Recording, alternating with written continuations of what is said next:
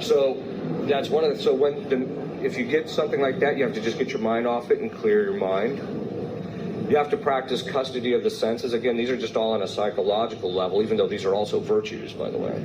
You have to practice custody of the senses. Don't let anything come into your senses that's going to psychologically, morally, or spiritually take you down. That's what you have to do.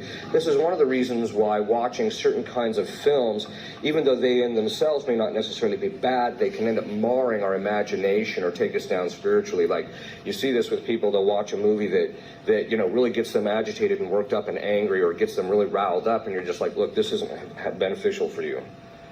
So you need to kind of avoid it. So don't let anything into your senses. It's going to take you down, because then they'll make use of that.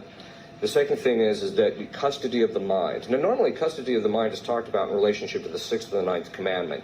But that's not what we're talking, I mean, it's part of this, but that's only one part of it. It's a much broader virtue. It's the virtue in which you never let anything come into your imagination that is going to cause any kind of a problem. And this is one of the reasons why I think it's really important that people do this. This is one of the real problems you're seeing today. People actually say, well, I can think about it as long, you know, it's okay to, thoughts aren't necessarily sinful, which is completely false. Of course, our Lord said that that's not the case.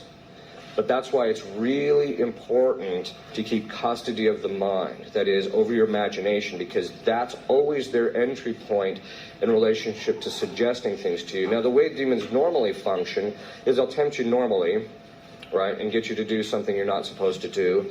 Then they'll get you to obsess about it.